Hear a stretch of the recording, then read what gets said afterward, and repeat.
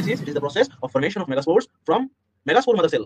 सौरभ तुमने क्वेश्चन किया था ना, pollen mother cell, microspore mother cell, वही से बनता है मेगास्पोर्स। मेगास्पोर्स क्या है? एमब्रायो सेक है। वो एमब्रायो सेक किधर है? ओव्यूल्स के अंदर है, न्यूक्लियस में है। उस प्रोसेस को पूरा प्रोसेस को बोलते हैं मेगास्पोरोजेनेसिस, ठीक है। ओव्यूल्स क्या कैसे बनता है देखते हैं। ओव्यूल्स जनरली डिफरेंशिएट, स्ट्रक्चर में थोड़ा उनका चेंज आता है और बनते हैं मेगास्पोर मदर सेल। क्या बन जाते हैं? मेगास्पोर मदर सेल बन जाते हैं। ओव्यूल्स का स्ट्रक्चर में थोड़ा डिफरेंशिएशन होता है और ये मेगास्पोर मदर सेल बन जाते हैं। किस रीजन में बनते हैं? खुला हुआ साइड में बनते हैं, माइक्रोपाइलर रीजन में बनते हैं, ठीक है।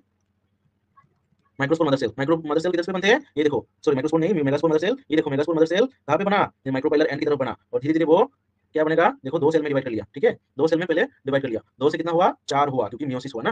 सेक्सुअल रिप्रोडक्शन हो रहा है ना, हमने सेक्सुअल रिप्रोडक्शन फ्लावरिंग प्लांट्स पढ़े हैं। तो सेक्सुअल रिप्रोडक्शन में क्या होता है? मियोसिस होता है और मियोसिस से एक मेगास्पोर मदर सेल से हमको कितना मिला? 4 मेगास्पोर टेट्राड मिला। 4 टेट्राड माने 4 मेगास्पोर हमको मिल गया, ठीक है। और ये 4 मेगास्पोर धीरे-धीरे डिफरेंशिएट होते-होते ये स्ट्रक्चर बनता है। ये वाला पोर्शन और एक डिवीजन करता है, 2 बन जाता है। ये डिवीजन करता है तो और 2 बन जाता है।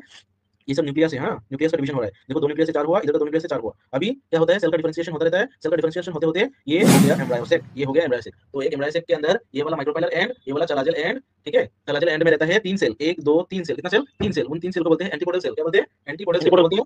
ओके, एम्ब्रायो सेक में डिफरेंशिएशन होता रहता है धीरे-धीरे डिफरेंशिएशन होते-होते ये क्या बन जाता है? चलाजल एंड में 3 सेल बनता है। उन 3 सेल को बोलते हैं एंटीपोडल सेल। मिडिल रीजन में एक बड़ा सेल बनता है, उसको बोलते हैं सेंट्रल सेल। क्या बोलते हैं? Central cell. सेंट्रल सेल में 2 न्यूक्लियस फ्यूज्ड बनके रहते हैं, उनको बोलते हैं पोलर न्यूक्लियाई। असल में एक सेल में एक न्यूक्लियस होता है। देखो 3 एंटीपोडल सेल में 3 न्यूक्लियस है, पर ये जो सेंट्रल सेल है वो सेंट्रल सेल में 2 न्यूक्लियस फ्यूज्ड करके है, ठीक है। उसको पोलर न्यूक्लियाई बोलते हैं, ठीक है।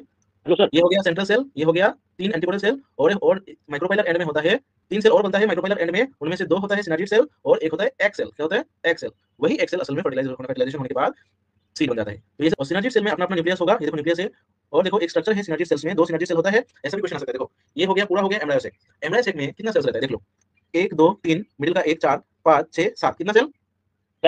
7 cells are there. But nucleus कितना है? देखो 1 2 3 4 5 6 7 8। तो बोलेगा embryo sac is a 7 celled 8 nucleate structure. Embryo क्या है? 7 सेल्ड 8 न्यूक्लियेट स्ट्रक्चर।